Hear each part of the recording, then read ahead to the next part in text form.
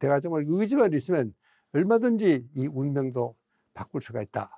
부대찌개를 요즘 맛있게 잘 자시지만 거기에는 한 소년의 애달픈 사연이 있다는 걸 여러분 기억해 주시기 바랍니다.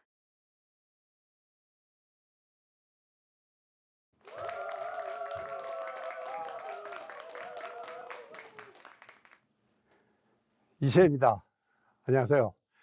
요즘 참 힘드시죠?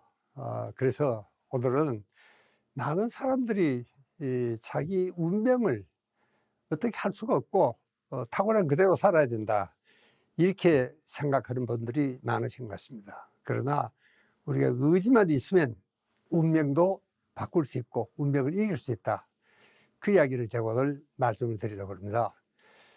제가 언제 잡지에서 읽었던 자그마한 기사가 한 토막이 생각이 납니다.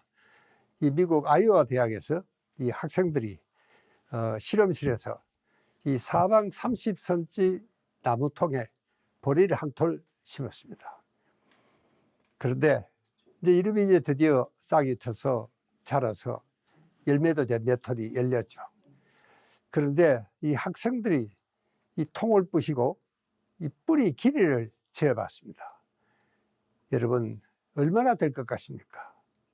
보리 한 톨의 뿌리 길이가 뭐 전자현미경까지 다 동원해서 그 가는 뿌리까지 다 길었는데, 여러분, 그게 자그마치 11,200km였습니다. 미터도 아니고. 저도 사실은 처음에 그 기사를 읽고 믿지를 못했습니다. 과연 이게 사실인가? 여러분, 우리가 11,200km 그러면은 이 부산 서울 이 경부선이 400km입니다. 이 왕복 800km죠. 그 왕복 800km를 14번을 오가는 거리입니다.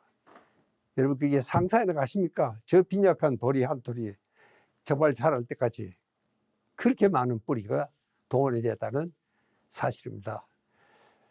여러분, 이 실험실이라는 그 환경 자체도 이게 좋지가 않습니다. 그 학생들이 피워내는 쾌쾌한 매연부터 시작해서 여러분, 밤의 어두움과 차가움과 또 때로는 이 창문으로 비치는 이 바람과 태양과, 여러분, 어떻게 보면은 그 보리 한 톨은 정말 전 우주가 참여한 존재입니다. 이게 함부로 우리가 무시할 수가 없습니다. 그러니까 누가 그 보리를 보고 야, 너는 왜 이렇게 형편없느냐, 이렇게 이야기할 수는 없습니다. 여러분, 그러니까 그 보리 한 톨은 정말 자기가 할 수 있는 최선을 다해서 그 열악한 환경에서 생존을 한 겁니다. 그러니까 이 보리는 아마 그 부잣집들의 화려하게 핀 장미를 시샘을 하거나 그러지도 않았습니다. 여러분, 식물이라고 하는 것은요, 이 동물하고 다른 점이 한 가지가 있습니다. 식물은 태어나면 그 자리에서 어떻게 움직일 수가 없습니다. 그게 바로 운명이 고정이 되는 겁니다. 여러분, 우리가 더우면은 짐승은 그늘을 찾아갑니다. 물기가 없으면 물가를 찾아갈 수 있죠. 동물은 그렇습니다. 근데 식물은 그게 되지가 않습니다. 그러니까 자기가 처한 그 환경에서 최선을 다해서 살아갈 수밖에 없는 것이 식물의 운명입니다. 이 식물이라는 것은 그 열악한 환경에 살아남기 위해서 이 여러 가지 방어 물질을 분비를 합니다. 이제 뭐 나쁜 균도 있을 수도 있고 세균이 침입할 수도 있고, 그래도 어떻게 달아날 수도 없으니까 식물은 자기 자체에서 그걸 우리가 요즘 파이토케미칼이라고 이렇게 부릅니다. 그 파이토케미칼을 분비하는 이유는 이 여러 가지 정말 세균이라든가 나쁜 것이 들어올 때 식물이 자기를 보호하기 위해서 정말 생겨난 굉장히 중요한 물질입니다. 이걸 우리 인간이 먹으면 면역력도 강해지고 항노화 작용도 있고 항암 작용도 있고 굉장히 좋은 물질이 그 속에 들어가 있습니다. 여러분, 그렇게 보면은 우리 인간도 어떤 면에서는 좀 식물과 닮지 않았느냐, 이런 생각을 하게 하는 사람들을 가끔 만납니다. 보통 이제 운명 그러면 우리가 사주팔자를 믿는 사람도 있습니다. 내 팔자가 그런 걸, 또 좀 과학을 공부한 사람들은 DNA, 유전인자 이야기를 하는 분들도 계십니다. 그러나 실제로 여러분, 우리가 DNA라는 것은 우리 인생에 미치는 영향은 5%밖에 되지가 않습니다. 나머지 95%는 자기가 바꿀 수가 있습니다. 이게 이제 현대 과학의 입증이 된 겁니다. 그러니까 쌍둥이 자매라도 똑같이 일란성 쌍둥이지만 한 사람은 정말 비만 환자가 되고 또 한 사람은 아주 날씬해서 유명한 패션 모델이 되기도 하고 이런 겁니다. 그렇게 우리가 이게 타고났다고 그래서 바꿀 수 없는 게 아니고 내가 의지만 있으면 얼마든지 바꿀 수 있다는 것이 이게 유전학에서 증명이 된 겁니다. 내가 정말 생활을 곱게 하고 또 내가 생활 환경을 정말 내가 할 수 있는 데까지 개척하고 좋게 이렇게만 받아들일 수 있다면은 정말 우리 인생도 그 모든 기록들은 내 유전인자에 쌓이고 쌓입니다. 내가 한 생활 습관이. 그러면 그게 유전인자에 각인이 돼서 그리고 이제 그것이 정말 우리 후손에게도 전해 내려가는 겁니다. 그래서 이거를 요즘 학자들은 후성 유전이라는 이름으로 부르고 있습니다. 또 우리 인생은 따지고 보면은 자기가 태어날 곳도 선택할 수도 없습니다. 자기가 부모를 선택할 수도 없습니다. 그래서 요즘 뭐 흙수저, 금수저 하는 이야기도 들어 하지 않습니까? 여러분 아까 그 보리 한 톨이 정말 자라기까지는 전 우주가 참여했습니다. 바람도 태양도 차가움도 이 모든 운명이 그러니까 우리는요 살아가고 있는 게 아닙니다. 어떻게 보면 살려지고 있는 것입니다. 저는 이 이야기를 우울증 환자들에게 가끔 합니다. 이 우울증에 시달리는 환자들은 자기가 아무런 의미도 없고 자기는 쓸모도 없으니까 이제는 뭐 끝나야 된다. 더구나 어떤 사람들은 뭐 내가 내 목숨 내 마음대로 하는데 왜 그래? 이런 이야기를 하는 사람들도 있습니다. 자기는 무용지물이다. 이 사회가 나를 필요로 하지 않다. 누구도 나를 생각해 주는 사람이 없다. 뭐 심지어 하나님도 소용없다. 이럴 때 인간은 정말 최후의 그 끔찍한 저질기도 합니다. 제가 이 이야기를 하다 보니까 좀 쑥스러웠지만 제 어릴 적 이야기를 한 가지 드려야 될 것 같습니다. 제가 고등학교 1학년 때 이 한국 전쟁이 일어났습니다. 그래서 우리 이제 학교는 전부 유엔군에 내어주고 우리는 뭐 방천에서 교회에서 그렇게 떠돌아다니면서 공부를 했던 시절이었었는데 저는 그때 이제 하우스보이라 그래서 미군 부대 심부름한 나이가 있습니다.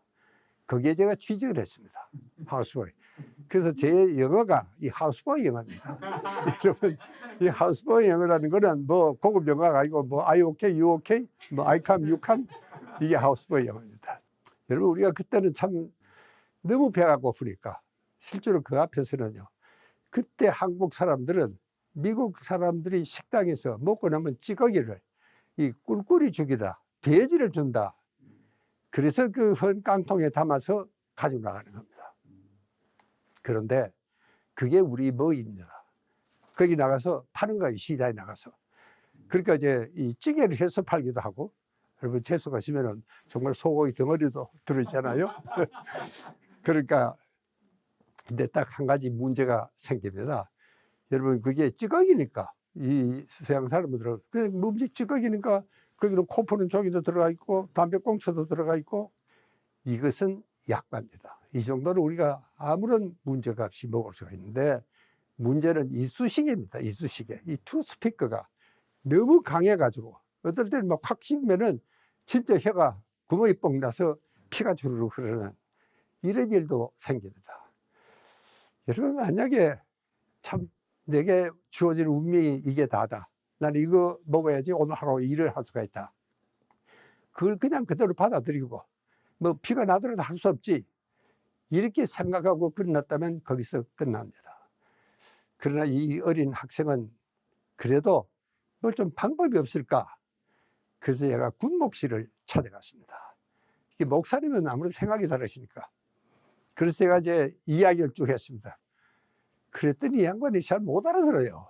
그 이유가 뭐냐 하면은 뭐 내 영어도 영어지만 도대체 한국 사람들이 먹는다는 생각을 이 양반은 감히 상상도 못 하는 거예요. 그래서 묻습니다. 그래, 그 자네도 먹느냐? 저도 먹습니다. 어디 가면 파느냐? 이 앞에 시장에 가면 팝니다. 타라. 집차를 타고 그 작은 시장에 갔어요. 그랬더니 이 양반이 두 그릇을 사요, 찌개를. 하나는 당신이 자시고 하나는 저를 줍니다. 찌개예요. 여러분 한번 상상을 해 보십시오. 그 작은 시장에 미군 소령이 그 찌개를 사 먹으니까 온 시장 사람들이 다 모였습니다. 그랬더니 이분이 그걸 자시면서 내가 이렇게 보니까 눈물이 글썽글썽합니다. 물론 그게 매워서 그런 건지 뜨거워서 그러는지 몰라도 목사님이 무척 마음이 아프시구나. 내가 괜히 이렇게 모시고 왔다. 이런 후회도 순간적으로 하긴 했죠. 그리고 이제 다 장그릇 다 자셨어요. 그리고 이제 아무 소리 안 하고 집사를 타고 부대를 저한테 이제 돌려주고 떠났습니다. 이제 그 다음날 이 양반이 큰 공문 종이를 가지고 왔습니다. 이게 뭐 유엔 사령관이 모든 한국이 주둔하는 유엔군에게 보내는 메시지였습니다. 이걸 한국 사람들이 먹으니까 제발 깨끗이 먹어라. 찌꺼기를 버리지 말아라. 이런 내용이었습니다. 그래서 그 다음날 제가 이 군복님이니까 이 교회 저를 데리고 갔는데, 저를 그때 뭐 교회 다니지도 않았는데 뭐 무슨 말씀을 하셨는지 이제 제가 박수를 12번도 더 받았습니다. 어쨌든. 그리고 이제 참 돌아왔었는데, 여러분 역시 우리 인간에게는 운명이라는 것은 내가 아무 소리도 못하고 그냥 있었더라면 그냥 끝났겠죠. 그래서 어떻게 보면은 정말 이 운명은 내가 개척할 수도 있고, 그래서 여러분 이 부대찌개를 요즘 맛있게 잘 자시지만 거기에는 한 소년의 애달픈 사연이 있다는 걸 여러분 기억해 주시기 바랍니다. 감사합니다. 예, 예.